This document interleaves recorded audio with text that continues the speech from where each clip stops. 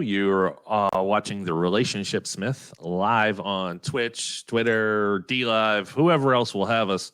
We are broadcasting live. We are I could hear myself. Sorry.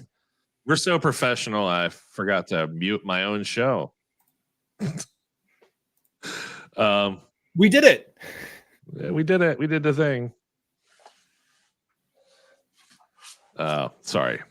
We are live, and this sort of stuff happens. We are here today with our guest. I recently did his podcast and had such a great time. I invited Michael Strumsky here to visit us on our show because he has a life development that has impacted relationships. And we're going to get to that in a little bit. But first, Michael, let's talk about your podcast because I loved it, and I love the concept behind it. And I started following since, and I have your latest episode that I have to listen to, but I haven't downloaded because I wanted to make sure you knew somebody was out there downloading as well.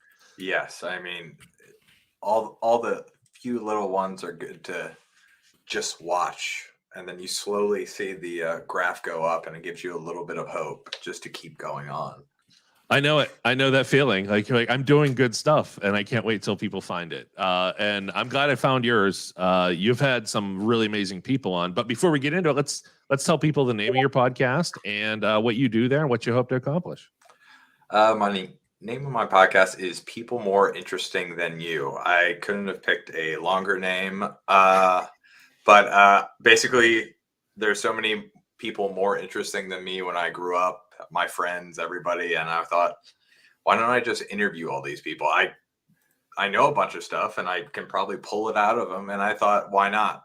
Why not kind of pull it out of people? And then I just started interviewing a bunch of people I didn't know who I found interesting. And obviously, tangents lead to tangents, and what you intended for an interview goes completely down the rabbit's hole like Alice. So I have a feeling you're referring to interviewing me. No, on topic. No. And, it goes that way with everybody, but yeah, that's awesome. I love it. I love it when we make left turns and usually a very straightforward conversation, and all of a sudden you're talking about 80s metal bands. Yeah, which I did with Paige Bond, who you mentioned you saw that show of ours too. So let's talk about some guests that you've had and that really stood out, aside from me, of course. Yeah. Well, the amazing thing is when you score an interview that you you probably know this. I send probably like 20 to 30 emails a week, and you try to make them like super personal, not like cookie cutter. Yeah, this is not a form letter. This is like I actually care about you being on the show. I'm not like spamming like 300 people in the phone books doing that. I'm actually we're doing research.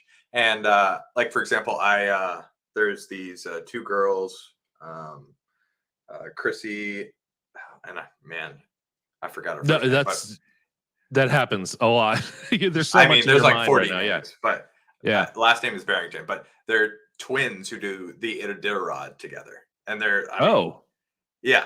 And I was like, it would be awesome to get like Iditarod, like people who do that, who actually enjoy it. And they've done it for like 15 years. And like, you just hear the passion in their voice, like when they talk about their dogs, because they're like family.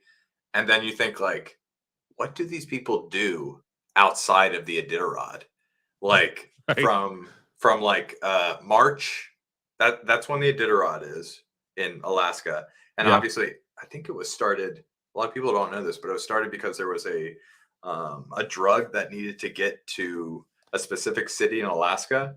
And that's how it started. It was from, obviously, I don't remember the cities' names, but from one city to another city, because it was completely snowed in. And that's why they've been doing it for every year, yada, yada. But it was just interesting to hear all the facts. Some other people, I don't know if you guys are familiar with Eric Hutchinson. He's a musician, really popular in like 2008. If you want to rock, you rock. If you want to roll, you roll. You roll with the punches. He was a big musician when I was growing up, and it was amazing to get him because he's from where I'm from, Silver Spring, Maryland. And then the guy who invented web cookies, Lou Montulli, which I thought, that's probably like the hardest one I was able to get. And he was just I mean, the nicest guy ever, especially just doing interviews. But yeah, I mean, there's a bunch of other ones. But yeah, I don't want to prattle on. That's yeah, and I'm hoping to get my childhood musicians on the show someday too. Like I've already started the email list. Well, just keep on. I'm trying to get Donald Glover. I've been able to talk to his agent at least. Yeah. And I've loved him since Derek Comedy. I don't know if you're familiar with Donald. Yes. Glover, Josh, do you know Derek Comedy? Yes, we do. Very huge fans. Yeah. I love Derek Comedy since I mean, obviously it's coming out at the same time on YouTube, the bangers. And then I don't know if you guys had the same moment where somebody sent you the YouTube video and it's like Freaks and Geeks. Like, what is this? Like he can rap. And then I've been to like when he was actually doing music, I really enjoyed like his lyrical stuff. I went to like 3 concerts. It was amazing. Probably the best concert I'll ever go to where he did comedy and rapping. Oh, so that's awesome. That's my interview I want to get, but good luck. Very good. Keep trying. Oh yeah. Oh yeah. Yeah. I know. That's one of those Derek Comedy and Whitest Kids You Know were like I wouldn't say they're before YouTube. Clearly they weren't, but it was like back when people kept their video files on their site. They hosted them on their site. So you had to download a Derek Comedy skit. And like if you want to see like onomatopoeia, the spelling bee or anything of the sort.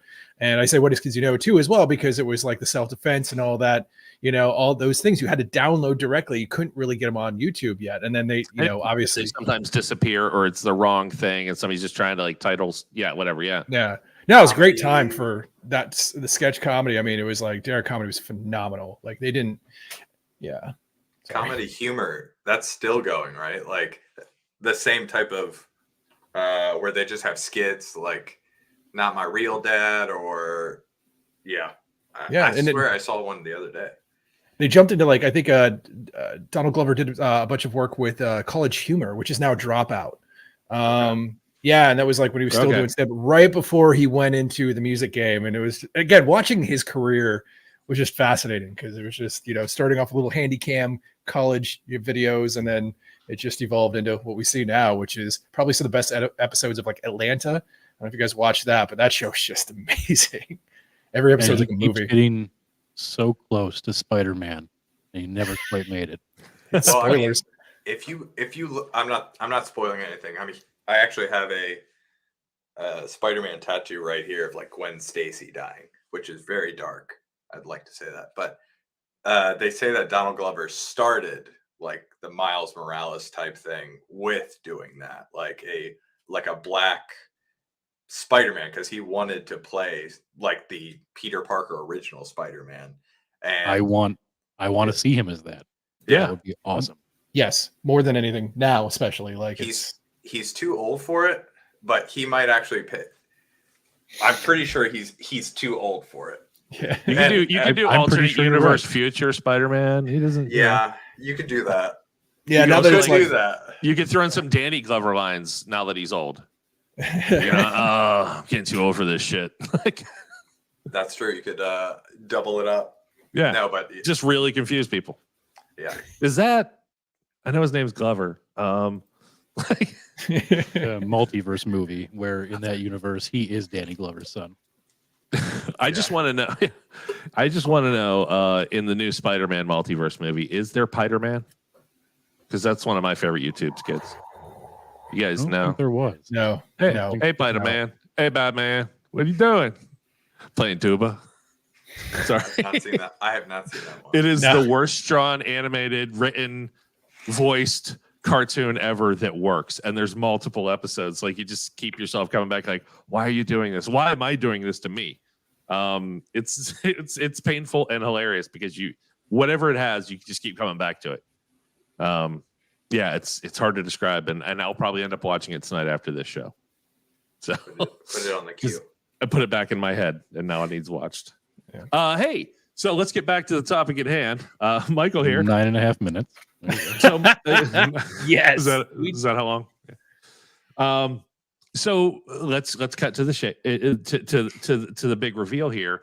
You were diagnosed with MS, and obviously that changed a lot of your life. But before you were diagnosed, give us a little shot of what your life was like, going to work every day, going to the bar, married, that sort of thing? So yeah, I actually got MS like right after I got married, like literally a week or two, which the jokes have been made. Yeah. But before that, yeah, I had a desk job engineering. So I was working the computer a lot, working my hands sometimes with some of the applications, like sometimes you've got to assemble stuff, but it was like at my computer most of the time. Pretty standard. I'm in DC, so we would once in a while go downtown, drink, just like your normal after college first job type. I have a dog. I mean, it can't be more cliche if I can A normal life put it that exploring way. Yeah. DC, professional I mean, starter. go with what my podcast name is. I mean, it's a pretty basic life. Yes, exactly. But well, and the thing is, I'm not going to say I was like athletic and stuff like that, but I mean, once in a while I'd go to the gym. I'm not a gym rat or anything, but mostly I did it not to gain weight. I mean, I wasn't super athletic, let's put it that way. But yeah, that's what it was like before the MS. Yeah. And then when well, you told me the story, and I think we should definitely repeat it here. When something went wrong enough that you went to the doctor. Let's start there, and then when you got the call. So yeah, I remember it happened one morning. I was sleeping on a couch at a family reunion, and my hand it just fell asleep, or at least I thought it fell asleep. And it just didn't go away. After like a week or two, my hand was still asleep. So I had a couple friends in college who were, I don't know where they were at, pre-med or something like that. And they were like, oh, it's probably like a pinched nerve and like all this stuff because I was sleeping on it like a couch. But obviously it didn't go away. It actually started spreading to my other hand, my whole body. It felt like, if I could put it in perspective for other people, it felt like my whole body was wearing a glove. And when I tried to touch anything, it felt like I was maybe an inch away from touching everything. And the other bad thing is everything gets weak. Like my hand, I couldn't lift stuff. I couldn't. It's just hard to explain it. It's like my hand just slowly became useless. Like I couldn't feel like heat or cold, hot or cold. I couldn't feel anything like pressure or weight, and it just got weak. It was like I was slowly losing all the abilities of my hand, and my other parts of my body were like following suit. So obviously, while this is happening, I'm going to more like I'm actually taking it more seriously after like three weeks or a month or something like that. So no more medical student diagnosis now. Yeah, you want the real thing. Yeah. Just because, I mean, like at this point, I think it was to be 6 years ago. So it was about 2017, around that time. Yeah. So just real quick, I'm watching these two guys' faces, and I imagine mine's similar. Like just the horror of this happening. Like the panic you must have been going through. Like if you're anxiety prone, that sort of thing. You said it happened a week after you got married, and your wife has to be an amazing person to not stick with you. I mean, to just like to bear everything that you're worried about, and I'm sure you're pointing it out. And I want to just not gloss over the fact that before you have a diagnosis, it's rough. In the life you're like, I hope I get an answer soon, whatever it is. So, yeah, well, I mean. Oh, I could be completely lying right now and had the symptoms 2 weeks before the wedding, but just kidding, honey. I forgot where I was at. You were at. You're finally going to more doctors. Yeah. Are taking it very seriously. So finally, I hit a neurologist, get that MRI that takes 3 hours, and if anyone knows MRIs, they're very expensive machines, so they try to optimize like all 24 hours. So I think I got like a 11 p.m. slot. So I get basically my neurologist leaves me a message on my phone, and I call her back, and she's like, obviously I don't know why she chose to be a doctor, because she didn't have the right thing. So I said, so what do you think That's about what the neurologists scans? are. Yeah. So I say, so what do you think of the scans? And she says, I think this is something we need to talk about in person. I'm like, just can you please tell me? Yeah, just because I just want to know at this point, because it's either MS, a brain tumor, or I don't know, something worse. lead poisoning. Yeah. MS was actually probably the best thing I could have got out of it. And I'm actually very thankful I have MS from a much larger perspective. Sure. Just because I think we mentioned this on my podcast, but there's so much worse things where people can be at, and you could be dead. Yeah. You could be out of the game. But you're sitting here talking to us, and part of that, because I have neuropathy, and I don't have it as bad as many people. Like, I'm reading the neuropathy subreddits, and I almost feel like an imposter because I'm nowhere near as bad as some people, and I'm alive and I'm able to do the things. It's so funny you say that. Why? No, same thing. No. Yeah, because I had a headache earlier today. Hey, Jesus. Exactly. Hey, headaches are bad too. I think that's my weak point, is headaches. Like, everything else seems fine to me, but when I get a headache, it's just like the whole day is ruined. So yeah, take that. So back to the imposter syndrome, or you get the call and she wants you to come in. And why do they ever think that's a better option? Yeah, I want to be torture myself that's for like, hours until we talk. Yeah. Yeah. I want to tell, or I'm trying to think of that moment where somebody tells you, like, oh, I wanted to tell you a secret, but I can't tell you now. Or, your second girlfriend, we need to talk, but we'll talk later. Like, oh, what? Yeah, of course. Yeah. But let me think. Yeah. So, I mean, she tells me over the phone, and honestly, I wasn't too surprised. I mean, I was still alive. I mean, I don't know. I just never got upset about it. I don't know why. Maybe it was just like a casual. There's nothing I could do about it. Like, yeah, and you'd already been on the path for a while too. Yeah. And so I got it. Saw a neurologist. I mean, and I think you mentioned this before. What was it like before and after? I guess with friends and family. Yeah. That's really what I get at is, how did you decide? Did you just tell everybody outright? Did you have groups that you spread it out through? And was like, did you want a one-on-one? And when you did one-on-one, like, how did you have that conversation? And did people do you're kidding, right? So I'm like a jokester to most of my friends. I get it from my dad, but like, when I told a lot of people, they had no clue. Like, they didn't know what MS was, or they just thought it. Obviously, most people think or know that it's an autoimmune, but have no idea what that actually means. Right. And, like, for example, I think I went to the beach with a couple friends while I hadn't been diagnosed yet. And I had to wear a wrist guard just because my hand was so weak. They were afraid I was going to break it. And they were just, I don't know. We were drinking, and then I guess they would notice how weak it was.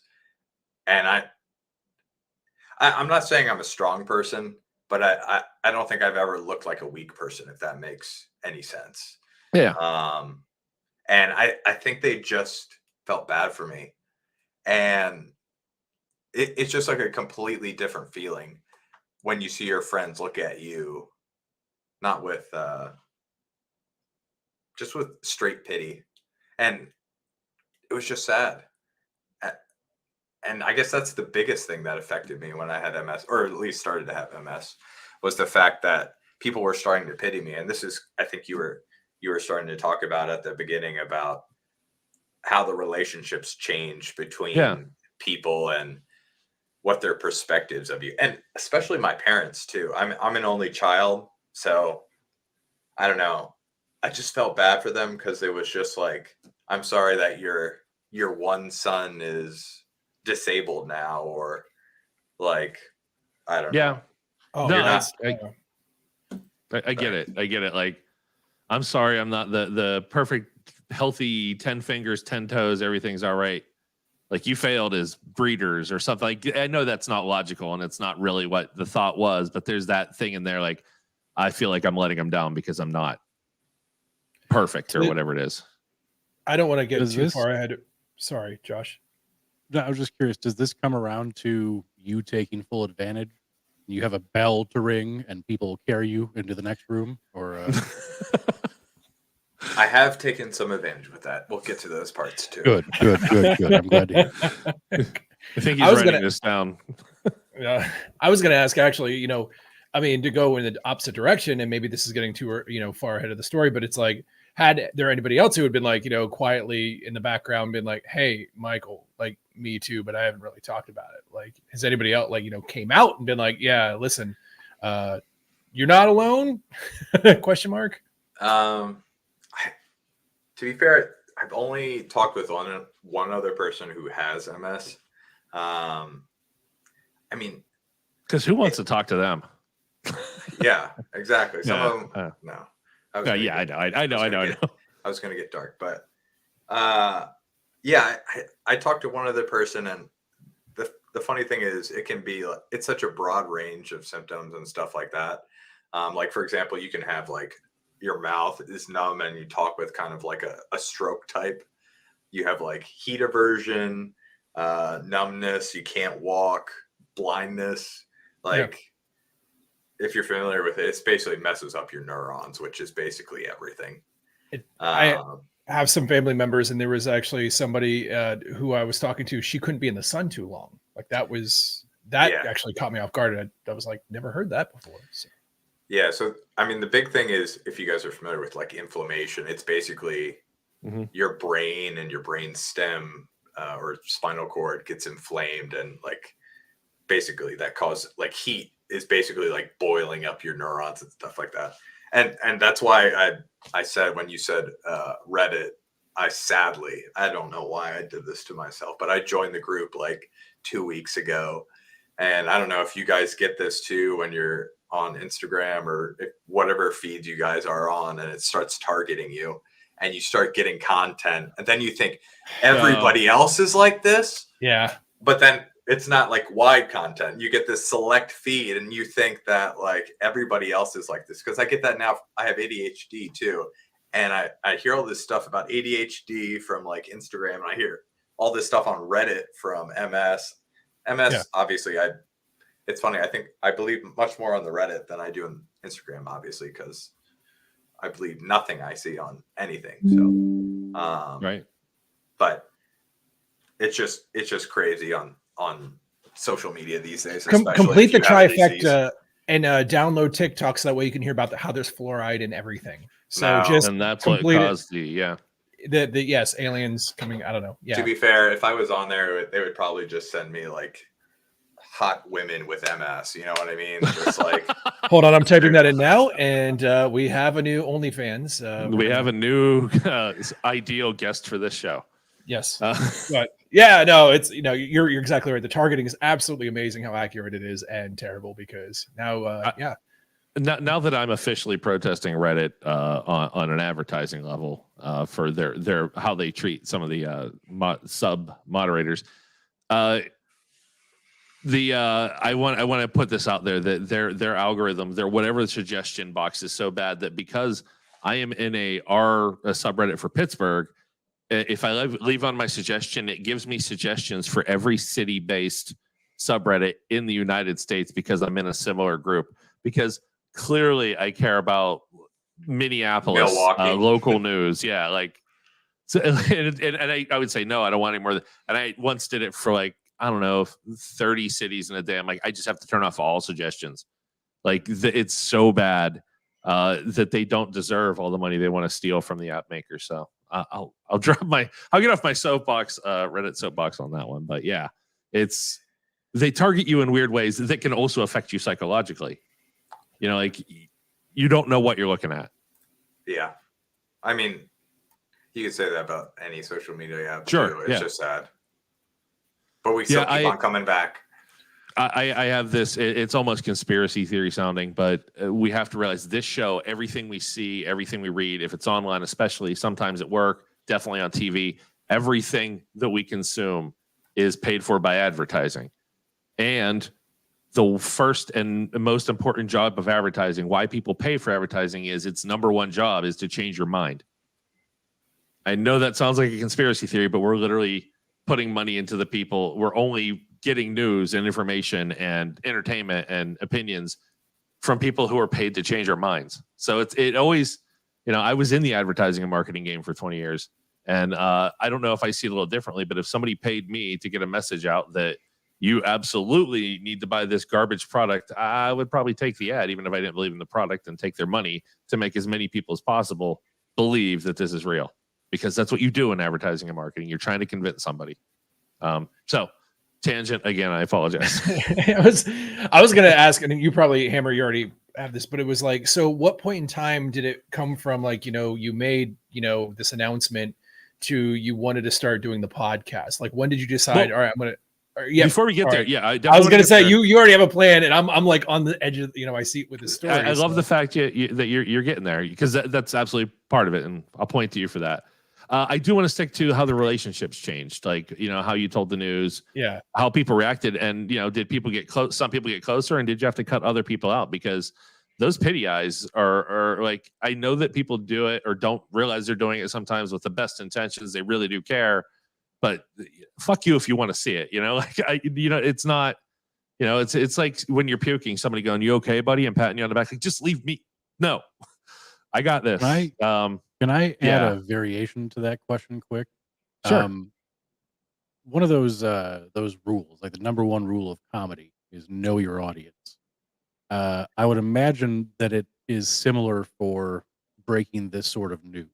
So you had to do so differently for different people.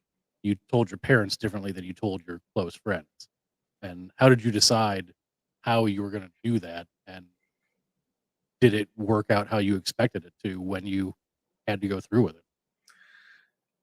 So yeah, like for my parents and the people who are kind of following closely with it, like obviously my wife, my parents are the people following closely. Yeah. Like I said before, it was kind of like, obviously they weren't hoping it was MS, but MS was the best option, like near the end. So, they knew, and then I don't know.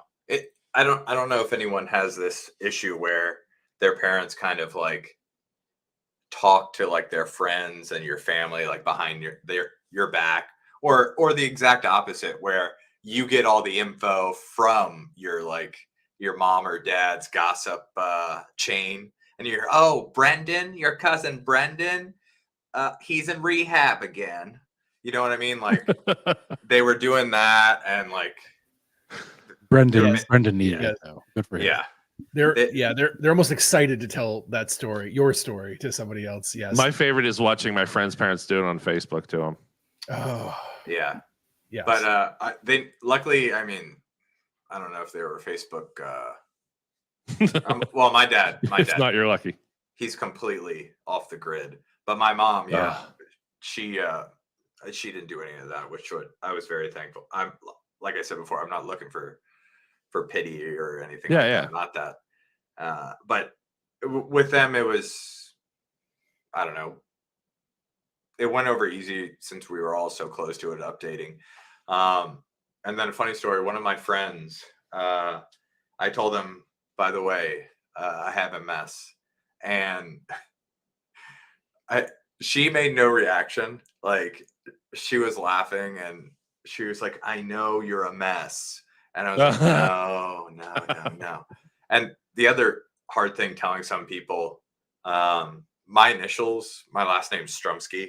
Oh, so yeah. I'm literally MS. Think of that. That's actually fun fact on my PlayStation 5 is MS squared, or multiple sclerosis is another one I have. So that's one of the good things of having MS. I can say multiple sclerosis for a team name. Well, until they got it for the joke. Yeah, got it for the joke. Exactly. That's devotion. But most times, sometimes it's funny. Most times I didn't tell people because just like I said, the gossip chain, it would just usually make its rounds, and I just assume people would know. And if they don't know, to be fair, I don't think anyone could tell I have MS right now. I actually just had an attack like maybe like 4 days ago. I'm getting over, but it's usually just like it starts off with like numbness in the hands that usually just either goes away. Like I said, it's not as bad as other people have, but yeah, it was just a slow process telling all the important people, and then the important people told the less important people. I didn't really have to. I guess I have really good friends because I didn't really have to cut anybody out. And maybe that could have been completely different if I would have ended up in a wheelchair. Um, like I said, it didn't require any commitment from people. So I don't know if that that's great news to them. Yeah. Yeah. I have a large network of friends. I mean, I have a small set of friends, but a large network of people. Like, we have a big Halloween party. There's going to be a lot of people here, and there are people that like absolutely wouldn't invite if if I told them something serious, like, like their media was like, oh, you're going to be a Dre Lewis telethon. Like, that's not, like, get out, just get out of my house. Like, that's not the best time for that joke, sort of thing. So, that was just, and I'm really glad you had that strong friend network. How did this is the personal one. This is the deep one. It's the last time we'll dive this deep. But the relationship between your wife and you, I assume you just got married and it only got stronger because it was only going to get stronger. And she's there, thick or thin, and she literally just told the world sickness and health. And I have no doubt you've made a joke or two about that already.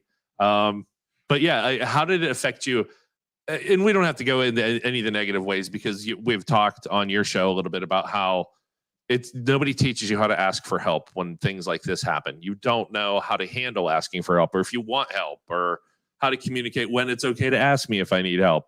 But on the good side, what are some of the you've used the phrase before on your show and here that getting MS was a lucky thing for you in many ways. So I'm assuming your wife was part of that. What do you think it did for you in positive ways? It made me learn how to accept help from other people.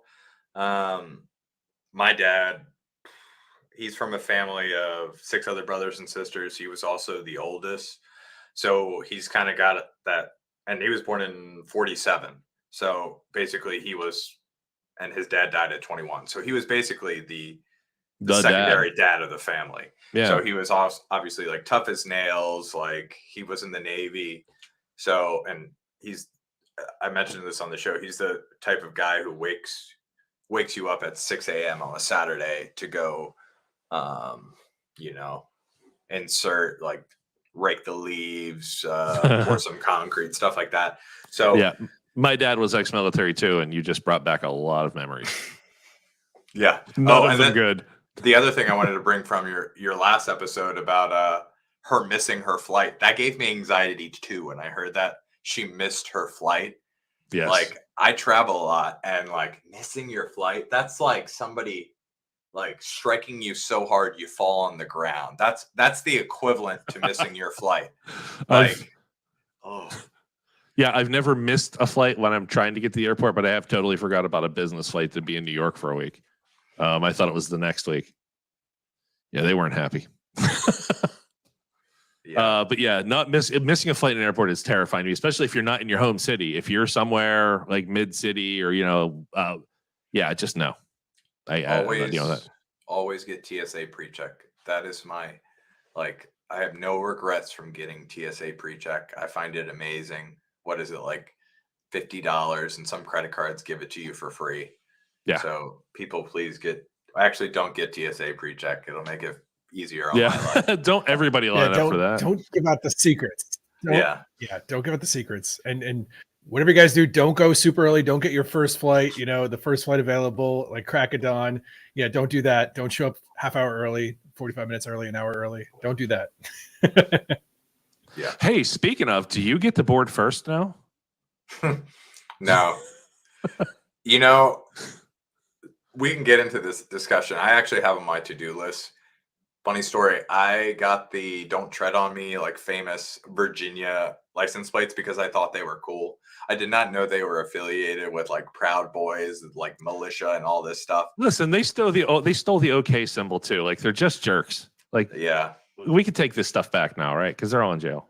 I wish. So wanting to change that, I've been considering getting handicap plates, but I would just feel so, like I said, I'm very lucky. It's just like what I have now. Like, yeah, people like give crap and shit to people who take handicap spots. I would still feel equivalent. It would just be different tiers. You've got old Annie Oakley, who served in World War II somehow on the very high rank, trying to get a handicap spot at Target. And then you've got me in a Jeep Unlimited coming in with handicap and just like skipping popping into right Target. out.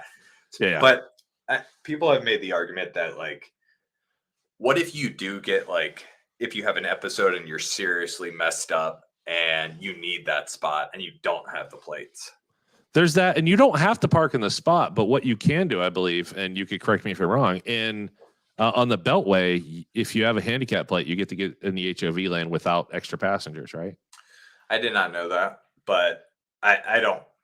I'm not trying to sway you. No. I've been in the not HOV lanes down there. I'm just gonna say, check that to make sure that's true, because you don't want to be that I'm guy pulled over. No, they just send you a ticket now. Just go with a Sharpie tomorrow and draw the not in all places. It'll all work. The other fun thing before I forget is if anyone's fans of national parks, they offer this. I don't remember the pass, but basically, if you're disabled, you get free national park access for the rest of your life. So your car, you're going in, you as a person, which sometimes is like $30. Like she met, what's her name mentioned Mount Zion, which I totally recommend. Been to, they call it like the Disney World of national parks. But yeah, I mean, I've already used it. I went to Rocky Gap, which if you ever go to Rocky Mountain State Park in Denver, Denver, above Denver, and 12,000 feet, it was difficult to walk 10 steps just because you run out of oxygen so easily. I have not experienced it, but I do want to go there just to see like how real that is. Like I know you're telling the truth, but I want to feel it, you know. It's so real. It's just baffling that your body is so like starving for oxygen. And you're I've on never Earth. been deprived. Yes. And you're in the United States. Exactly. You're not far from a real city. Yeah. But yeah, if anyone has disabilities or anything like that, you get a free pass. Definitely recommend it. Also Disney. Awesome. Skip the line. Skip the line. Oh yeah. Yeah. See, but that goes with tiers too. You see some Make-A-Wish kid go by you, and then, like I said, someone who looks like me who's just skipping in. Yeah, I gotta walk with a limp or something. You gotta have. You know what I mean? Like I gotta really sell it. I no. The reason I never say anything to anybody, if they're not giving up a seat on the subway, because you don't know. They might have extreme vertigo. I haven't had it in a long time, but I had a real bad back once, and I was on the T, and I really wanted to sit, but I didn't, because there's no chance in hell that I'm not getting up whenever it starts to fill up. Like, this lady deserves it. That person, whoever it is, they're going to get the seat. So I just leaned on something because I couldn't explain. I have a bad back. No, really, it's so bad I have to sit, because they can't see that at that moment I needed to sit. So I get it. Yeah, I totally get it. Like that's why let out a scream every stop so they know. Yeah, you need a little screechier, like higher pitch. Yeah, and then like elbow the guy next to you. Bad back every time. They'll love that. Got bad back. Or wear one of those belts, the ones that just go across that are lit up. Bad back. Just typical high vis. Yeah, exactly. So back to the wife, and then I want to get to Dan's question. Zaz's question. Sorry. So with that, I mean, my wife is probably one of the. I know probably everyone says this, but most like caring person I've ever met, like why would you marry a jerk? I know it happens all the time. I advise she people gives me all a the time. conscience. That's basically what I was looking for. So she by marrying her, I actually care about my actions and the outcomes of them. But I mean, yes, my wife is the reason I'm not in jail. Yeah. I wouldn't go that far, but it's more like, oh, and the other way around too. Like I make her make decisions that are like, for example, one time she comes out of a JCPenney of a mall and gives a woman a ride. She hears a sob story and gives her $200. The woman says, "Oh, I'll give you back the money. Don't worry. Don't worry." Drops her off at a motel. Never got an address. Never got a phone number. Never got her name. She's probably not getting that money back now. Oh, yeah. Guaranteed. Yeah. I know. But like when I was going through it, I mean, she was always there for me, and obviously, the sad part is like I had a desk job, right? So I had to semi dress and stuff like that. So she would button up my dress shirts for me because I didn't buttons have are the worst. I didn't have any dexterity to do that. Like zippers, people don't like. I'm gonna out you on this. When your fingers don't work right, a zipper is a nightmare. You don't know if you're gripping it. You don't know how like I've switched to pants that don't have zippers. I just like they're like 5-year-old pull-ups and downs. I'm not ashamed of it, but like zippers are a pain the way my fingers work. It's funny you say that because I don't remember. Well, the only zippers I had to deal with are like 3 inches, obviously, because you go into the bathroom. But I would think they were easier, but you would know better than I then. Yeah, when your hand like I was to the point before I got, like drawstring pants that I would have my jeans on, my regular jeans, and I would just pull them down rather than play with the zipper and the button again.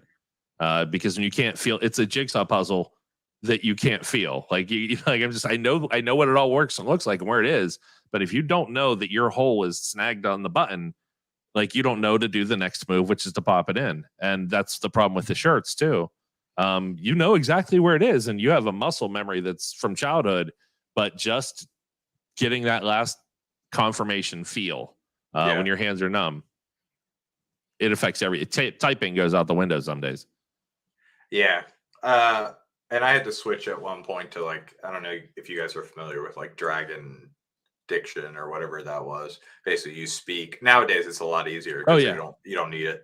You can use Google or whatever. But I was using Dragon Diction to try to type, and I don't know, that was rough too, just because you just feel incompetent based on what you could do or what you used to be able to do. Especially as an engineer when you're speaking a different language. Also, I was in the same room as my boss, so you can imagine how stupid. Because you're speaking out loud, writing emails like, Deborah, I do not have the PO for the order. Yeah. Order. Yeah. Engineering background as well. I had a guy who would literally go from site to site and he would just yell nonstop, and he always looked at me and he always had to remind me, I'm using Dragon Dictation. Do you know what that is? I'm like, yes, sir, I know what that is. And I just had to write that because of you in the line. It was always explained to me every time we got in, it was like, okay, yes, sir. Yes. But yeah, luckily like my drive was pretty short, but like driving, I really had to white knuckle every time I drove and I had to watch my hands just to make sure they were doing what they were. That sounds really bad, but not it was at all. A very short drive. No, I always have to know where my feet are with the pedals. Like I don't have to look, but I have to, do extra confirmation touches. And do you guys ever have that issue where you think like, oh, am I going to forget which pedal's gas and which one's brake? And then you think, if I hit on one really hard, stuff is going to get really weird. Yes. I had those nightmares before I had a license, and I also had it's actually in reverse, and I hit the gas pedal nightmare. Yeah. And I had them for probably 2 years after I had a license too. It was a big fear of mine. Like you make a simple mistake and life's different, I mean, you look at those people who are like, I saw one in Maryland I think it was just an old lady. Maybe she passed out, but she made it like through the first room of the vet to the second room, and then you see the third video, and it's like in the back where all the caged areas for the dogs are, and you're like, oh my god, I hope the dogs are okay. And it's just crazy. It's one of those fears that you think about all the time, but I don't want to be that person. Yeah. It usually starts from the little iota that you're going to overthink something, and then you go, you're not going to overthink it, but you're going to overthink it. Are you overthinking it now? Are you going to do it? Wait, do you know wait, which pedal is which? And you're like, I know it's the right one, but is it the right one? You're probably right. No, just hit that one. And now you're overthinking it. And now 5 minutes has gone by. You've already traveled 2 miles. I'll just pull the emergency brake. Yeah. it's insane. There's only one emergency brake. Yeah. That's a rabbit hole, man. That overthinking things that are very simple. It's fun. Yeah, and you could ruin anybody's day just figuring out how well are you typing? I mean, how do you know where the keys are? And as soon as they look, it drops by half, easy. Yep. Don't talk to me about typing while I'm typing. I don't want to go down. Anyway. Let's go back to your questions. As do you remember it? Yeah, of course. What was the turning point? Yeah, it was. What was the turning point? Like, you've talked to your family, you've talked to your friends. Obviously, they've handled it the way they've handled it. You're comfortable with this. At some point, you make a decision going, I want to start sharing a story or hearing a story. My thing was like when we were doing the podcast, we had a discussion. It was like, I want to hear from, and I'm not saying people more interested in me, but there's so many different like thought processes and experiences. I just want to hear people talk about them, but on our terms. I know it sounds weird, but it's like, I want to hear it in a way that's just like, we could just sit and have a chat and hear like just these fascinating stories. Cause I don't feel like it's happening enough. Cause usually it's a manufactured cube. It's in front of you. And then Tycho streams across for 15 minutes. The point I'm trying to say is, what was that? What was the catalyst? What was the point where you were comfortable with it enough? You're like, I'm putting my foot down. I want to move forward. So, I mean, before I started talking about my MS, like I didn't care. It was probably like 3 months, 4 months after I got it. But I didn't really think about the podcast until like after I started getting better. I was on medication. If people don't know this with MS, like steroids was a big thing before they had all these pharmaceutical drugs that were kind of immunosuppressants, where your like white blood cells are no longer really like chewing on your neurons and your myelin sheets and stuff like that. But obviously, if you slow down your immune system, you have other issues. You have other issues, yeah. But sorry, getting back to it. I started having kids, and I just thought, like, if this, and good thing I didn't join the Reddit page, then I would have probably been gone bonkers. But it can get so much worse. And I know nowadays there's so many disability laws and stuff like that, but there's disability laws and then there's reality. Like if I'm working as an engineer, am I going to be doing dragon diction or dictating all my words? Am I going to be that guy? I just wanted something to fall back on. And you guys seem like capable guys. If you set your mind on a project, you'll learn 3 skills by the time you get halfway through with it. And I figured doing something like this, I could probably, if it doesn't work out, like if I can't change this into a day job, I've at least learned voice editing, marketing, how to talk to people. And then the much sadder part was, if I become somewhat like a vegetable, my kids will have something to listen to. I don't know if you've, somebody told me this. I think one of the guys, Maya Bailey, was like a tattoo artist I interviewed, and he was saying, I think it's called Thank You Mama. It's a documentary, I think on Hulu. It might not be Thank You Mama, but basically they took all of Tupac's recordings. Like he recorded so much stuff, and he basically narrates his whole documentary, because they have so, like, all the words he said they have, and they basically use that and regenerate the whole thing. Wow. I'm not trying to do that. It's just, I don't know. No, they'll have something to look at forever. You know, it's like what was my dad like? How would he have handled the situation? And the more you put out there, and let's be fair, in 10 years, there will be a product out there that can consume hundreds of hours of video and recreate you for you to talk to. You know, like we're doing that right now. We're actually creating this database. Bruce Willis was diagnosed with something, and at the same time, he had signed some contract with somebody who was setting that up, right? So they own his image and voice in perpetuity for something. Yeah, I believe Harrison Ford did that for the Indiana Jones character as well. I may be totally wrong on that, but I had heard something like part of his deal to always be Indy was that he would have to give his likeness and voice and characteristics forever to the character. None of you guys have seen the first episode of Black Mirror that just came out?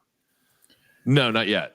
No, and actually, it's exactly like what we're talking about. I'm not going to ruin anything, but they sell the likenesses to people, and that's all I'm going to say. I don't want to ruin it, but it'll give you a little incentive to watch it. In the Black Mirror world, same as the don't go there. You Sam Jackson one. Okay. I thought he was going to the Prime Minister. Yes, the very first episode. The first episode, yeah. It's boy, he got a beating. Anyways, anyway.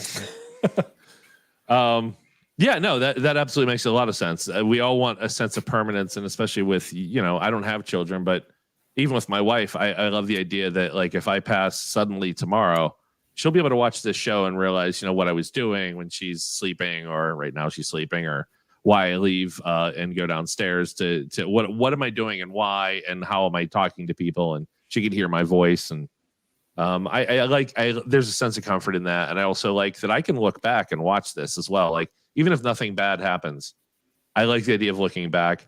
And a lot like you in your show, I love learning, and I'm out here learning with everybody who's watching. I'm learning from the people who are on the show. Yep. I'm hanging out with some of my best friends. There's something like that I love about all this, and like you said, you're learning new skills. Like every time you do it, there's something like, I didn't realize that I should do this with the audio signal. I didn't realize I could cut this. Can I take this piece out that I hate without it sounding like a jump? Yep. If I throw in this musical cue or whatever you need to do every time. When we had a show previous to this that involved a lot of editing, and I learned something every single time I did something. And it was like, I can do this with DaVinci. Can I do this with this audio package? And that's the other good part. So I get that turn you made. But I think what Zaz is also wondering is the direction you chose to make. Obviously, it's something that you were personally, they say, write about what you love, talk about what you're interested in. Is that where that came from? Because there may or may not be other podcasts out there doing what you're doing. I love your take on it, and that it feels like a genuine talking with you. I felt like it was a genuine. You want to hear these things. You want to absorb them and make them part of you.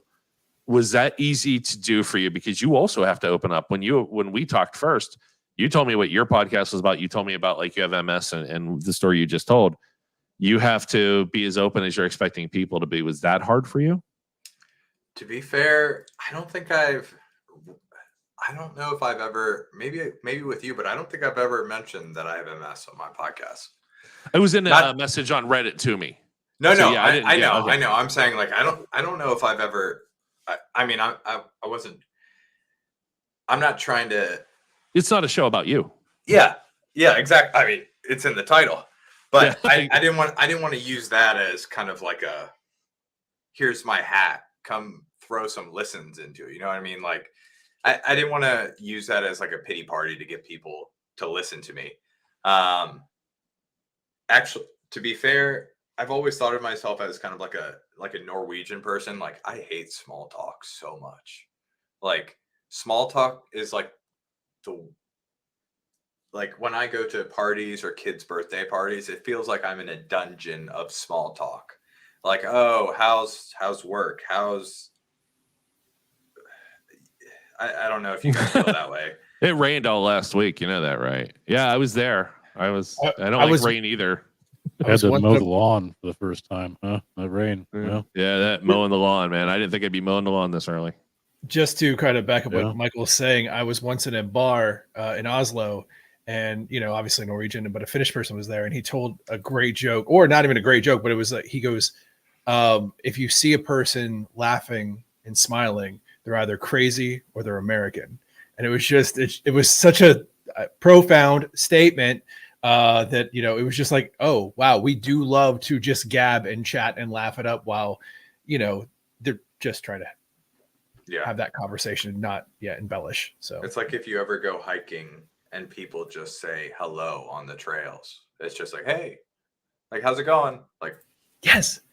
What I was actually asked once, they were like, why do you do that? Why do you say hello, how are you? And then just keep walking. It was like, have the conversation or don't, but stop saying that. It was when I'm out on the trail, the trail that connects to you actually down in DC, the Great Allegheny Passage. You're talking about the bike trail. Off AT. There's CNO. There's a Baltimore one, and then are you talking about you're talking about the one that connects to CNO? Pittsburgh to DC. Yeah, the rail trail. Yeah. When I'm on that trail, I prefer the head nod. Yes. I acknowledge you're there. A smile. I like the smile. And a hi. Don't ask me questions. How you doing? What's it like up that way? You don't like to ring the bell? The ring the bell is polite if there's more than one person. If I'm already walking on the right, if I'm already walking on the side of the trail, assume that I know what I'm doing. If there's two people, they might not be paying attention. Some person steps out, whatever. I don't mind the bell, but like on your left, I'm like, I heard you like a mile back, buddy. Like, but hey, at least they're following the rules versus the people that think that they're it's their trail. Yeah. So maybe that's another reason I did the podcast was the fact that I just hated like the minute small talk. And the other thing is I interviewed a lot of my friends, and I don't know if you guys have the same issue, but there's just things that you're curious about friends you've been friends with for like 15 years. And then when you sit down with them and put a mic in front of them and you ask, when you really like talk to them 1v1, you find out stuff that like you'd always wanted to ask them. Obviously not stuff like, hey, how is your stepbrother doing since his rehab? But I know I keep on bringing up rehab, but just stuff that you would never bring up, like I said, in small talk at a kid's party or at a brewery where they're serving like ciders. You know what I'm saying? Like you just can't really have an intimate talk with people you've been friends with for like 10 years in any environment you hang out with them. Let me a real quick aside here. I like to go to my camp in the middle of the woods, and a friend of mine, an older friend of mine, she joined me. And we were just talking and seeing her forever. And she told me she's a lesbian. She told me about her first experience with another woman. And it wasn't a titillating, erotic conversation. I snapped into this mode right here. Oh, yeah, tell me about this. And then what did you say to her? Wait, back up. Let's go. And I was interviewing. And I think that's a lot of what this gives me is now she wasn't on the air and she has no reason to be. But I was now fascinated with the story of how she became her and the steps she took towards, recognizing and achieving what she wanted and all these things. And I'm like, and I turned and I'm sitting here with shoulders straight up, like, and did she kiss you back? And what was, and it was not in any way a dirty way. And she didn't take it that way, because she would just tell me that, get lost. She's not shy about that stuff. So it was, I think and we're doing small talk here to a certain point, I know, but I love the learning experience, and now it's carried over into real life too, where I'm now having these conversations sometimes with friends. Yeah, and I wouldn't consider this small talk. I would just consider this kind of like a salon, like just exactly what you're saying, expressing different opinions. Just because it's, like I said, you're not at Jimmy's first birthday where you have to watch all these gifts being opened that you don't care about. Yep. I liked action figures when I was a kid too. Yeah. So, Michael, have you seen Sports Game? How was Sports Game? Yeah, Sports Game. That's one thing I love. I don't watch sports, and I hate to say that out loud. That's an unpopular. No, it's opinion. fine. No, I also, what's going to happen to 6 and 7 o'clock news? Like, where's that going to go?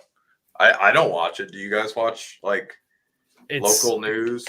I'm still seeing the old guard shift away, like slowly but surely. I still have friends who go like, what do you mean you don't watch insert channel here? And I'm like, no, commercials make me mad. Like I don't need fed when I can immediately go and do, I hate saying this because there's such a stigma behind it, but do the research myself. But like go in, see what I want to see, understand what I'm getting, and actually get it without somebody putting their slant on it going, loudly yell at you, be angry about X thing. It's like, no, that's why I stopped watching sports as well. You gotta realize that's not news either. That's talk show. Like, I know, but we have 6 o'clock news, like where they actually just tell you facts and not what they think about them. And I have this real big thing. Those guys are talk show hosts, like CNN, NBC, MSNBC, Today Show, Fox. Doesn't matter. They're talk show hosts. They're no different than what I'm doing right now and trying to get an opinion across. Right. The actual news should be, hey, this happened, and it should bore you unless it's somewhere near you or affects something that affects you. And to answer Michael's question, I do occasionally watch the 6 o'clock news if I happen to have a bunch of helicopters flying over a part of the road that I was driving home on. I want to know kind of what happened. Why was I late? The traffic. I thought I could turn up Waze. I could probably jump on Facebook and hear the billions of people in the Pittsburgh community. Oh my gosh, there's a. But I just it's an pull old over habit. and yell up to them, see if they'll let you know what's going on. That George Carlin bit. Can you move the body closer? It's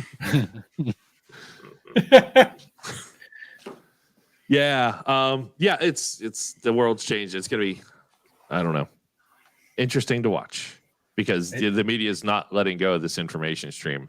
They're printing money. Google is based literally on selling ads that change minds. Yeah, it's sad that a lot of people don't know how Google makes it funny. I would say if you ask anyone, Google Glasses, obviously. Yes. Google Glasses. Everybody knows that. That's that line in basketball. Everybody knows he made all his money in college.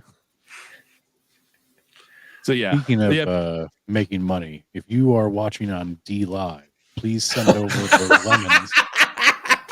You psycho. Hey D Live people, you know what? I'm gonna go to D Live right now. My camera's gonna shake. I'm gonna let them know. Give me lemons. Oh, okay. That joke is gonna pay off in about 45 years. Wait till that we find out that's the new crypto. Like that's gonna be the new, these D Live lemons is what we're paying everything. Well, they're gonna be collectible 20 years from now. And Michael, if you've never been on D Live, don't. We were looking for different streaming platforms, and for a while there, we streamed our old show on it, and then we started surfing the channels there, and it is quite the. There were a lot of boys there that are proud. They had your license plate. It was guns in the background. Yes. It was specifically after a monument was erected in a state park, and I can't remember all the details, but it was like this big aluminum, who gives a crap? And these people grabbed it and moved it with a political agenda behind them. And I was like, hey guys, 2 + 2 = 4. Let me do some research. This is a known issue with this site. We'll just leave it at that. So, yeah, they were proudly doing their video with that, talking about certain dates in January. I love broadcasting there, wearing my Pride bracelet, talking about, it's okay if you're swingers. It's okay if you're in an ethical, non-monogamous relationship. It's okay. You're good people. And I just love that people on D Live are like, not giving me lemons for it.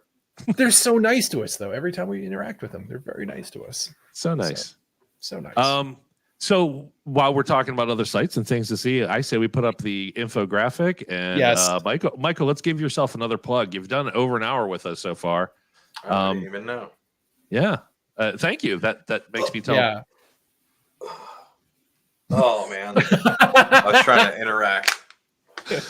You know what? Let's move you over to the now let's put the graphic up and you can skirt around it. Oh, which way do you want me to go? This way. Go. I want this to be more awkward. Josh, make it more awkward. Go. Oh, there we go. God damn it. I knew that was going to happen. Did you hear me go, oh no, right when I said that? I was like, you fuck. That's the best picture you've ever taken. Yeah, that was when I shaved my mighty beard. And the rest of you is CGI. Yeah. Let's tell people, do you have any upcoming guests that you're ready to publish those episodes? You want to get people me. Yeah. I got your episode already up. Yeah, I'm the third one back. I was third one back. So I forget. I'm glad you kept me. That's all. Did you get any complaints? No complaints at all. He says a lot of people would have to listen for there to be complaints. Actually, register one now. Yeah, register one now, Josh. It's fair. Sure. I haven't listened to it, but I think it's probably terrible. Who do I have up? I've got two partners. Like this this guy used to be homeless, saved up all his money that he had saved, was going to commit suicide. He ordered some I don't know what the drug was, and he was trying to figure out where he wanted to like actually do it, because he had to ship this medicine from Mexico. So obviously it's hard for a homeless person to ship like suicide. There are logistical problems with that. Yeah. So he was talking about that. Then he started not giving relationship advice, but like advice on Reddit, and then started actually like kicking it up. And then this woman out of nowhere hears him speaking somewhere, because he kept rolling with it. Obviously didn't commit suicide. Started to make a name for himself. Just kind of like an inspirational speaker. This lady hears him, decides to basically fly to him, and now they are partners in like business, motivational speeches. That sounds fascinating. Like, very from interesting the bottom, duo. From the very bottom, rebuilding your life. Yeah, like you're ready. From it's over. To Good thing your episode didn't have to follow that. Yeah, right. No, I had to follow. Didn't I have to follow the inventor of cookies? No, he was much earlier. I forget who you had to follow. You guys probably have this as well, but basically you don't remember continuity of episodes. Yeah, yes, yes. Just like we couldn't remember names, so sadly, especially with the ones I enjoyed. Zaz actually knows one of the friends of our show, and he's not here to defend himself. He's off camera. So, and I have to remind him. Nope, never mind. Redacted. Yeah, actually, I talked to them today about, yesterday about the episodes, and I'm leading to yours. I'm listening all the way down. It's like I've listened to the first 4 episodes, and then there's Hammers, and I'm listening to top down because I'm very excited to hear Hammers. And actually, I've got really engrossed in the most recent one because it caused me to do research on terminology I'm not aware of. Like I learned what Volcel was. That was a term I didn't know. So we have to explain it now. Now you caught me off guard because I forgot what that term means. Volcel, basically, it was this. Break it down into the 2 parts of the word. Volt cell. VOL. Yeah, it's a male. It's based on a male. The person who was telling her story. So let's go back a second because we have to explain what Redacted is. Redacted is a podcast with 2 hosts. They just want you to tell you their worst first date stories. And I was like, that's amazing because we all have them, and we've all been through it, and we may have been someone's terrible date story. Hammer, Dan. Oh yeah. But they essentially do that, and it's really funny if you can just cut through it and just get down to the core, going, "Oh my god, I've done that." Just go in with the idea that you're going to hear yourself at some point. And this girl she was talking about, she made a comment about somebody she dated was somebody she would call the worst person from their town. It sounded like they were talking about they moved to we'll say LA. And basically, she dated this guy who just was like, I want to hook up and that's it. And then she threw around the term Volcel, like, you guys know that. And they're all like, yeah, of course. We know what a Volcel is. And I'm going, I don't know what that is. But I'm like driving from a site, and I'm like, are you kidding me? Like, I have to pull over now and look up a Volcel. And it's a male who is not interested in sex. Like, it's basically, I would almost put it as asexual, but they abstain from sexual relationships. And yeah, that was a term they used, even though that person was primarily only wanting, to put tab A into slot B. So, yeah, it's thank you. Just keep me right here. I like this. I just wanted you to see your byline. But anyway, there was more stories they had. Like basically, one person had went on a first date with essentially a serial killer. Not just all sorts of fun stuff that you dig out there. Now, my terrible dating stories aren't that bad, but I think they have something going on. It's really fun, and I love to razz them as much as humanly possible because it is a very interactive podcast. So I'm done talking. I'll give it a listen. I really like listening to amateur. You guys probably do this too. Amateur podcasts, just to obviously hear how they're doing it, but also just like, I don't know. I despise celebrities with podcasts. Yeah, well, there are some good ones. Like we all love comedians, so we do follow a certain comedian's podcast because you're laughing the whole time. But I don't care about Joe Rogan. I don't care about somebody else who had another career, made a fabulous amount of money, and then they just don't want to, work anymore, whatever it is. But can I actually? I mean, because that's part of what you and I do is I'll throw the antithesis in there. My thing is like I like watching the evolution. We talked about not Danny. Yeah. Anyway, Donnie Glover. Yeah, Donnie. Yeah, Dong Lover, and it's watching the evolution, right? And it's like you'll start off like Joe Rogan was a guy on a couch. That's always the story. And then he's talking to Neil deGrasse Tyson. You're like, how the hell is he okay to talk to Neil deGrasse Tyson or Michio Kaku? And then it blows up to what it is now. And the same thing is with like Doug Benson or how did this get made? I hear what you're saying. And there is a point where it gets too squeaky clean and too polished to the point where even the crime ones you start listening to, you can hear it's just like a little microphone that costs like $15 or came free with a box of who cares. And that evolution happens. And I'm like, buy Purple Mattress. I love the rawness of the underground podcast scene because again, you get to hear the interesting people, hear them hone their craft, hear the editing get better. And with, like Redacted the same way, it was like every episode, like we're chatting on the back end and you can hear the editing it's just getting so much better. And they're only 5 episodes in. So you get to ride that roller coaster with them or people that I don't even know, that's the greatest thing about these podcasts is just, no filter and nobody you're beholden to going, no, you can't make fun of Cheerios because General Mills will get mad at us and take that General Mills. And so I'm going to. Yeah, Michael, I did want to compliment you on your People More Interesting Than Me podcast. I threw that plug in again. Yeah. So hearing your interview style and your voice, your editing is all very professional. You sound well polished at this point. It's a pleasure. It's good to the ears versus some of the ones where sometimes, and we've struggled forever with microphone levels. And thankfully, you're lying. So your lying is perfect. But no, I'm a horrible liar.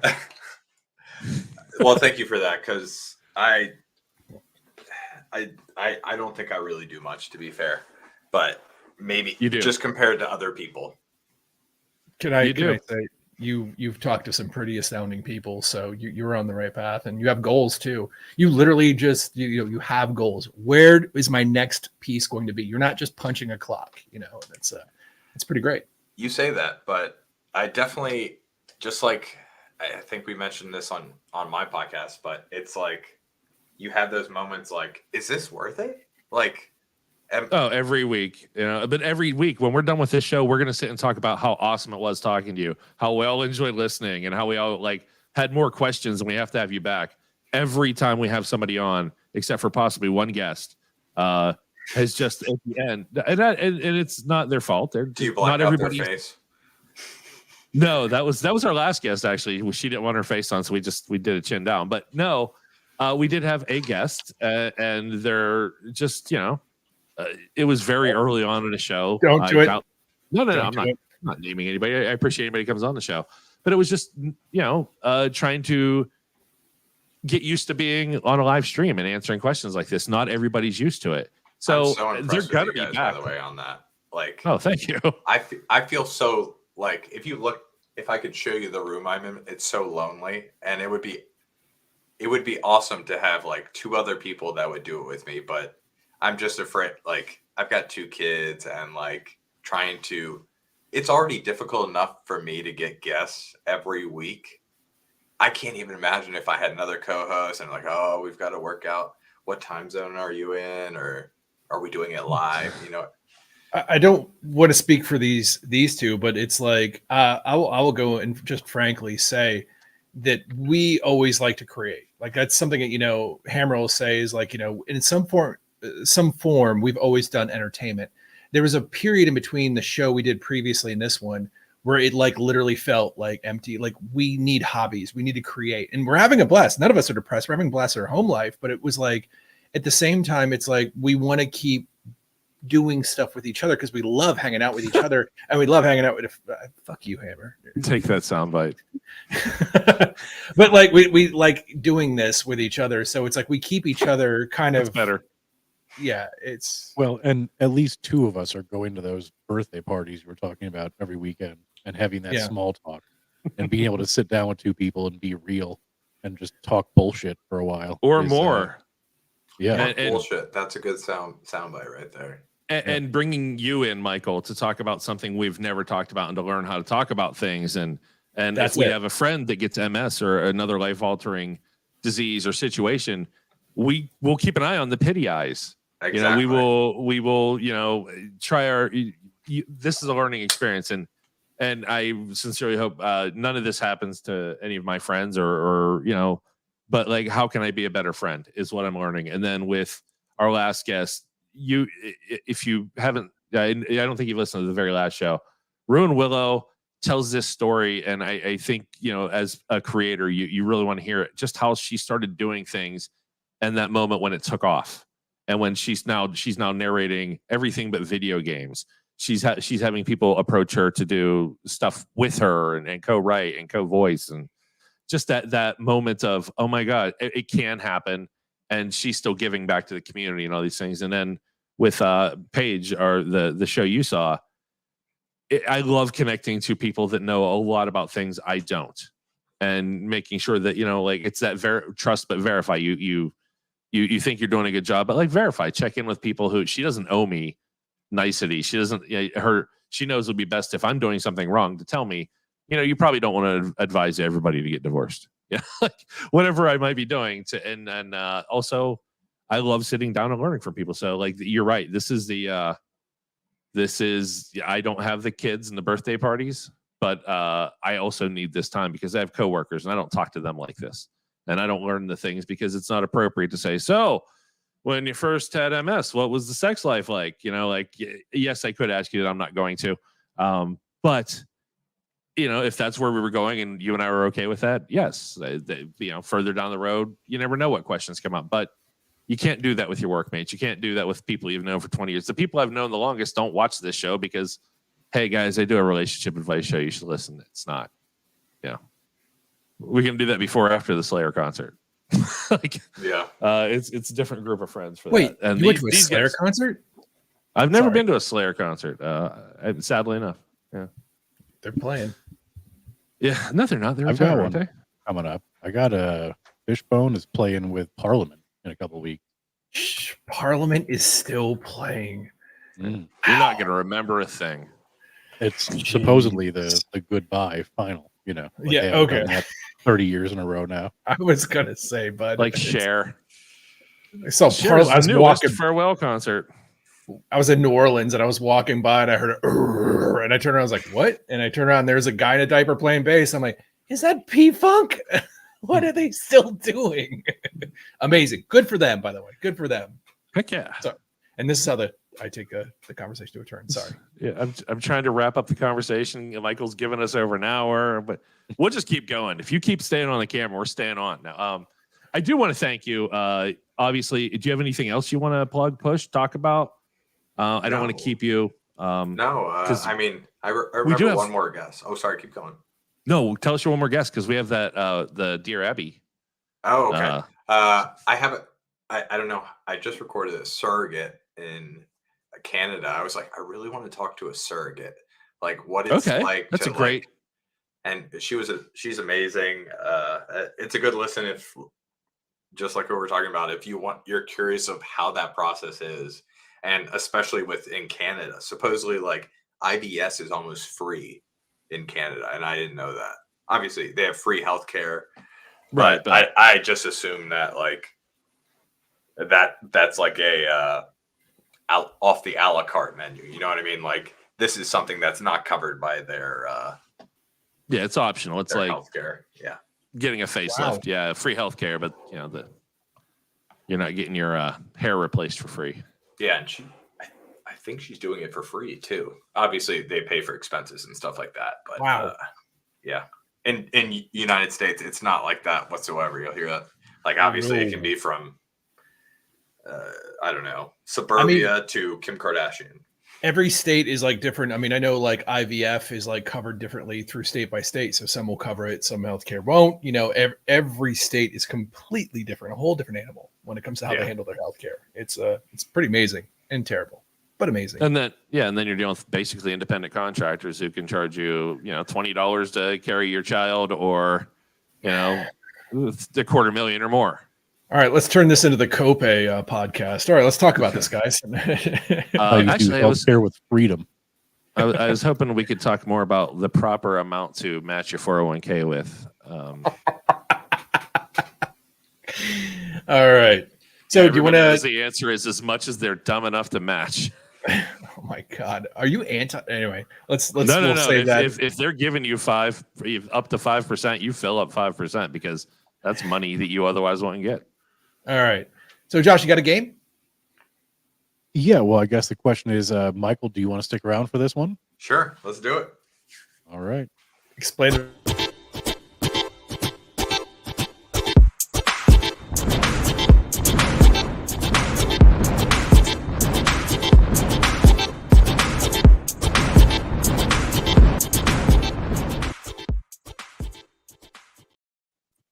All right. So the idea here is that I'm going to read a classic Dear Abby question. And I'd like to know what each one of your answers would be to this person. And I'm going to compare those to Dear Abby's answer. But the points are not awarded for how close they are to Dear Abby. They are to the answer I think is best. And I will use Dear Abby to compare from, just so we're all on the same page here. And I would also mention that these points are less than worthless. So let's bear that in mind as well. I'm not going to throw it up. I don't think we need to here. I'm going to read the question we have here. Dear Abby, my husband, Wayne, and I met in high school. After school, our friendship grew deeper and we fell in love. We married and had 3 beautiful children together who are now 10, 8, and 5. I thought we would have a bright future together and watch our children grow. 2 years ago, he began experiencing unusual symptoms and went to see his doctor. We learned days later that he had leukemia. For a year and a half, Wayne fought to survive. Unfortunately, it was not to be. I lost my friend, my husband, and the father of my children. I am now a 35-year-old widow raising my children alone. I am trying to do the best I can without him. Wayne told me during his illness that he didn't want another man to raise our children. It was one of his last wishes. Abby, was he being selfish, or should I abide by his wishes? I loved Wayne more than all the stars in the sky. What I fear now is living alone, and I didn't plan on being single parent. Should I allow myself to move past this and concentrate on my and my children's future, or am I being selfish? Lonely mom in Rhode Island. Michael, as our guest, you get to answer first or pass. That's so mean. Okay. I will answer. It depends how high his life insurance policy is. So if it's in a high range, let's say from 500,000 to about $1 million, I think you should at least, until the children are 18 years old, stay celibate. Yeah, no, can't raise it. But to be completely honest, I think it's completely selfish. You're really, and it's 3 kids. 3 kids and a lot. Just a mom, and especially what was it, 8, 5, and 7? 10? No, 10. Such young ages and so close together. Like, if there was a teenager there, they might be able to. Obviously, once you have like 2 kids, they play with one another and they grow up. But like 3 kids so close together, not having any support, just one parent. I think it's selfish for someone who, obviously, he had leukemia and stuff like that, but it's just difficult, especially losing your best friend and the person you had these kids with. I'm not saying you have to remarry or anything like that, but I'm not saying they have to have a father figure. It's just nice to co-parent, even if she marries a woman. Like, it's just there's nice the to loophole. have different perspectives. That's all. No, there's the loophole. He said he doesn't want another man to raise his kids. Exactly. Yeah. Zaz, do you want to go? Or do you want me to go? I want you to go, just because mine's gonna be very close. But yeah, I don't know. Here's my thought. He's dead. She's not. The kids are alive. They need to move forward. What he said probably in the midst of a sickness, without thinking about the family, and was thinking more about himself. Obviously, he was thinking more about himself than his family needs. And I get this biological urge to be the father in every respect to your kids. But if she knows him well enough, and by the way, she says she loves him more than all the stars in the sky. I don't really love all the stars all that much. I like looking at them, but I never got to know them. They haven't done shit for me. I haven't even steered a ship by them. She would know. She should know that deep down, if this man was everything she said, if he's as kind, if he was as amazing as she said, what he really meant, above all that, is he wants his kids to be raised well and happy and taken care of. Even if that means, he knows he can't be there to do it, he still wants that for his kids. I would put the kids ahead of his wish. I would put the kids ahead of whatever she wants in this particular time. But she does need to be a human. She needs to have relationships. He never said anything about that. She needs to move on. And if that part of moving on involves a blended family of any sort, and it's best for the kids, she should do it. He's dead. I'm sorry. Like, when I die, my wishes go out the window. I think people put a lot too much energy and power into it. Was his final wish. It's his dying sentence. Like, it's so what? You're dead. And if you want to haunt me for it, cool. That's more fun. Zaz? Wait, you believe in ghosts? Dude, if you turn into a ghost, you best come see me. I'm gonna always haunt you back, is what I'm saying. Oh man, that's a whole other podcast I want to dig into. Hey, Hammer, I'm in your room. I'm right behind you. Like, hey, look at this. You did that to a whole box of Cheerios. We talked about what General Mills will do to your podcast. No, I mean, it's my belief is the exact same as you two as well. Is you're dead, and that's terrible. You do have a family, and your kids are going to want to grow as well, and to cut them off from many. I mean, you personally as the wife, obviously you're going to grow. You're going to want to establish relationships. It doesn't have to be sexual. It just purely the fact that you're with somebody should not be something that you're in the back of your head. Am I literally besmirching his? No, just go and just build your family as you see fit, because you are gone. And that sounds callous, but at the end of the day, it's like, and it doesn't have to be a week or a month or a year or 2 years, but I mean, I don't see.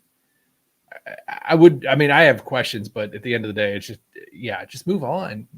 Allow yourself that ability to grow. I don't see why he would say that, but again, I like what you said, Hammer, was the fact that he might have said that just in the illness, might have caused that. So, His advice is try not to picture your dead husband when you're getting laid, because it'll be tougher to orgasm. It might be a new kink, and we are not supposed to shame that. So take that, Josh. How do you feel, guy?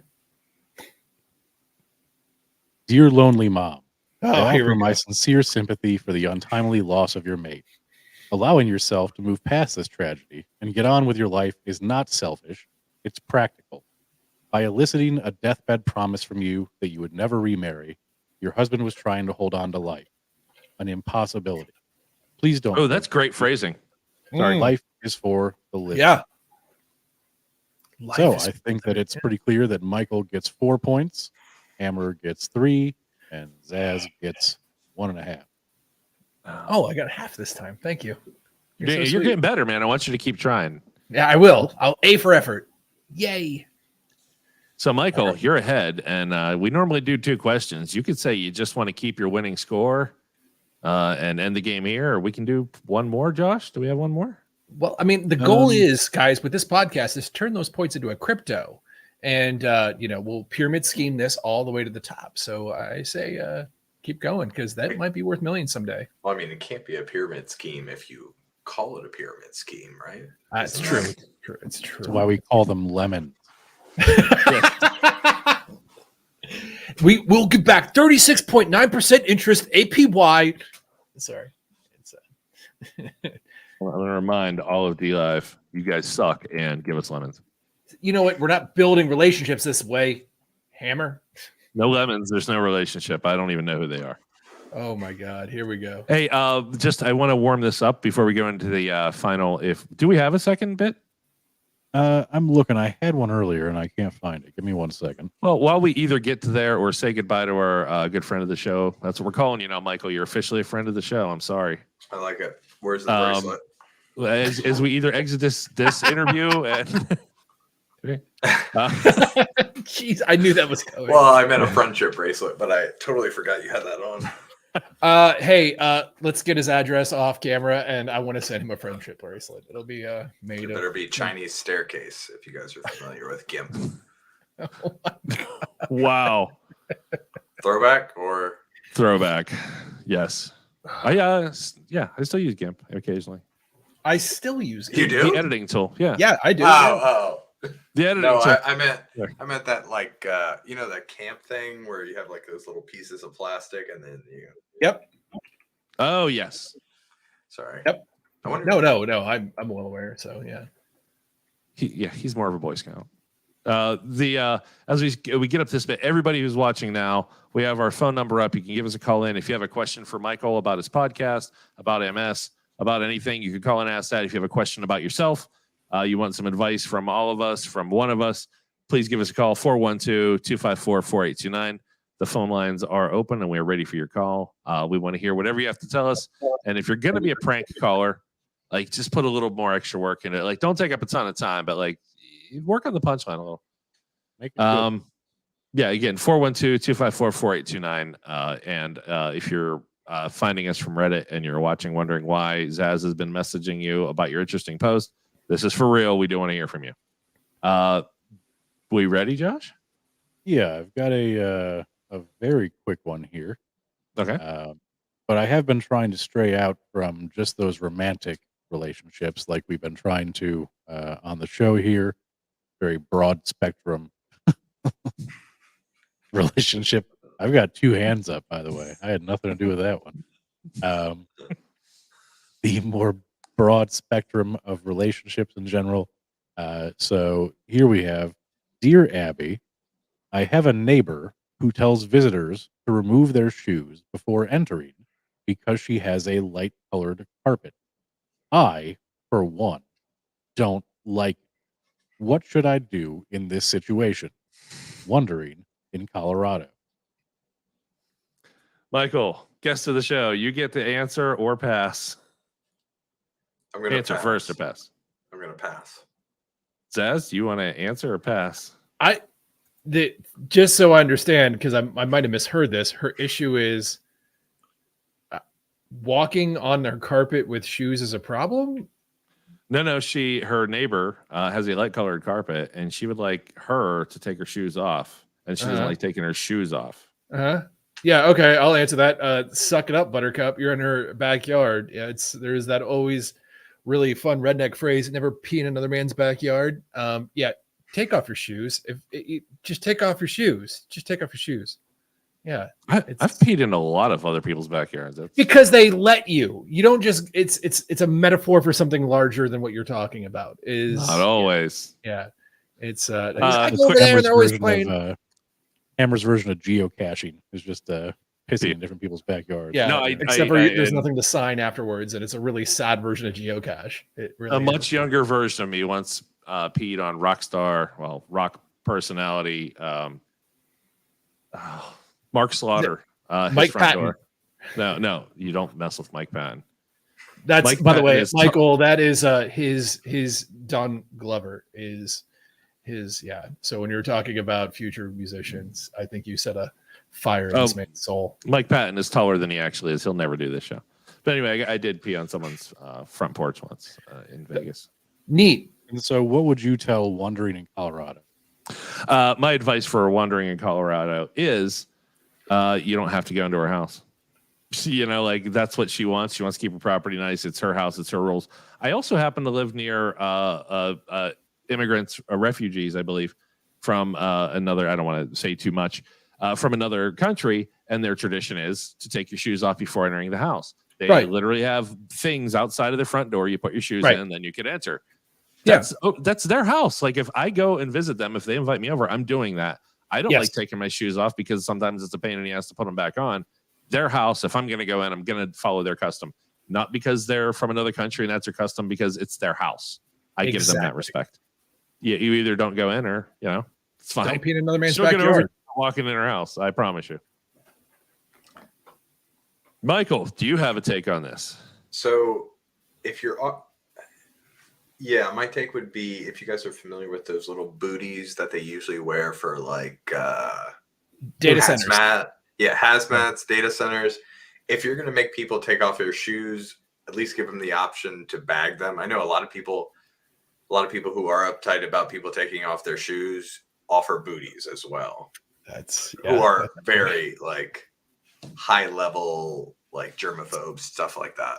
Yeah, it's bougie. Yeah, I think that's a good take. No, it's if you've been in those, like, he's also talking medical, but like those high level data centers, they you cannot go in there with any sort of static, so they tell you to put on those little.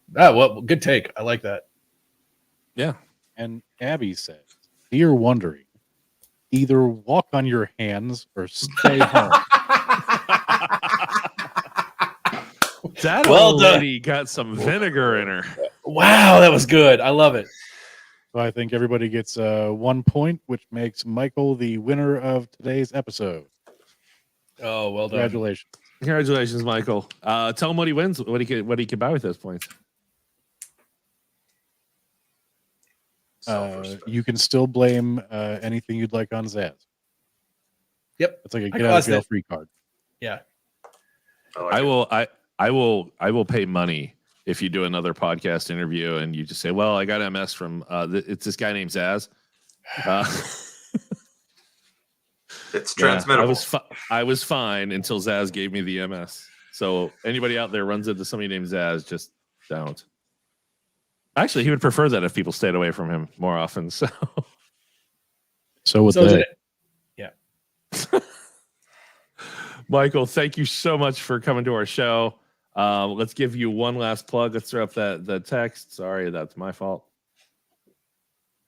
And the People More Interesting Than Me podcast, pmitm.podbean.com. Give Michael's show a listen.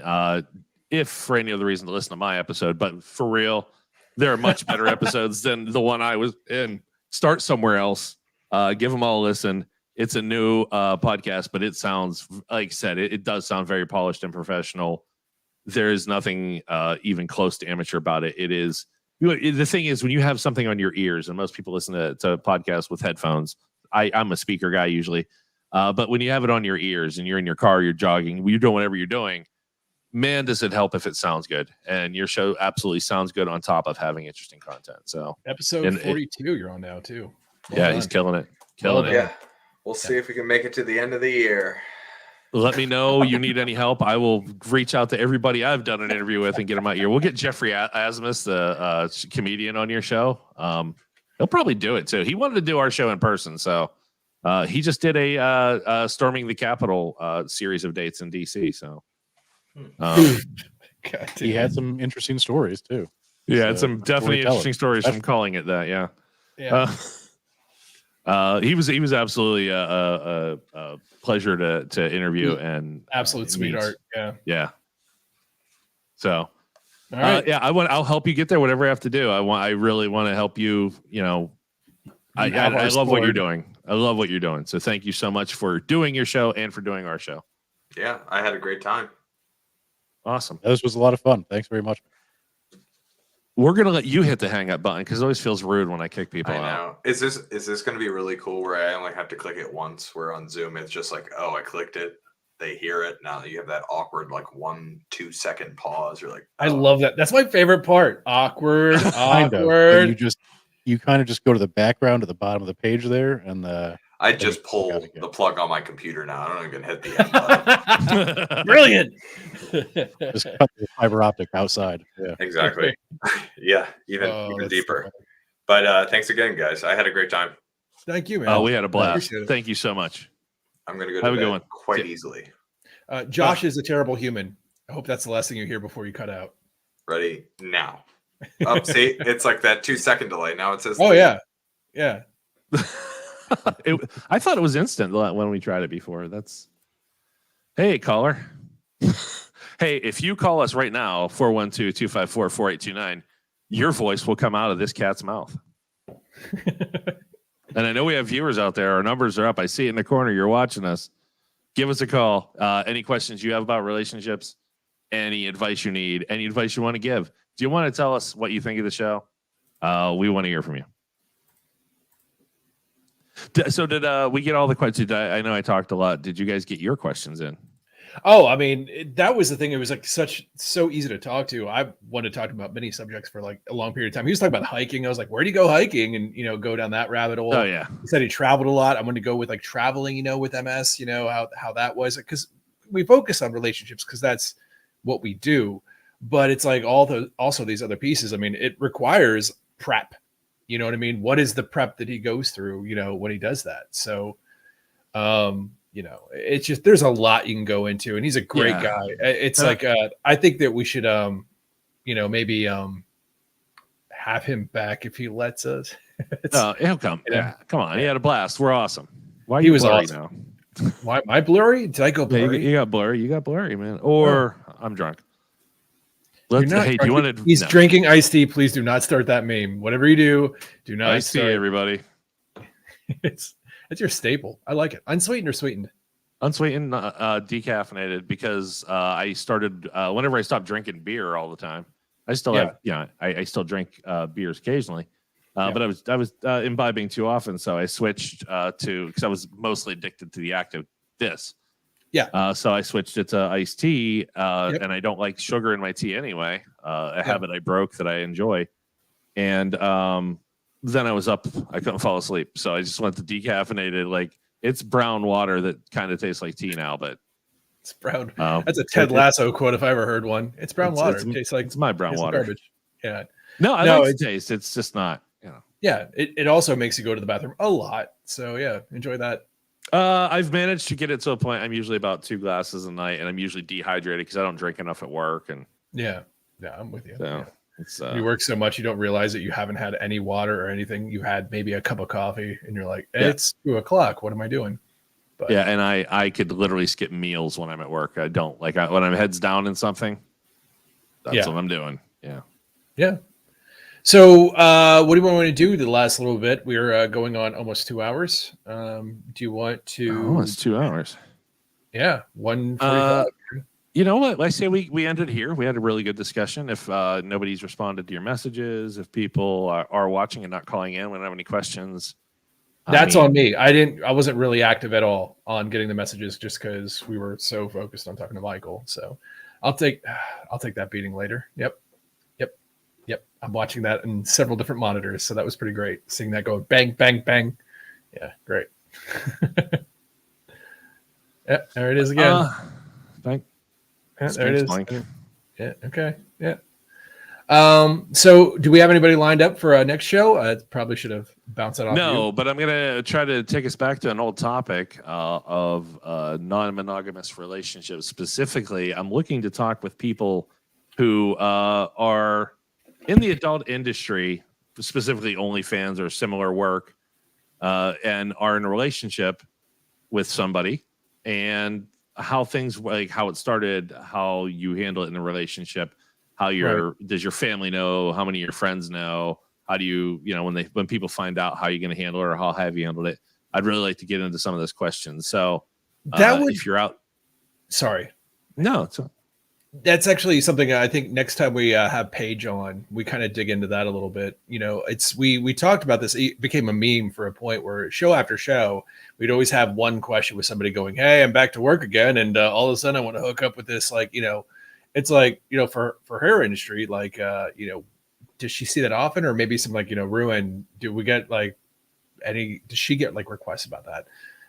We've always had that against us and resolving those issues, but has anybody else in their industry seen that as well? So yeah, would be interesting, maybe just to me because I'm a creep, but yeah.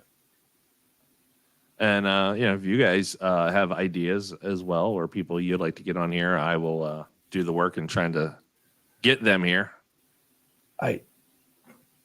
No more of your friends.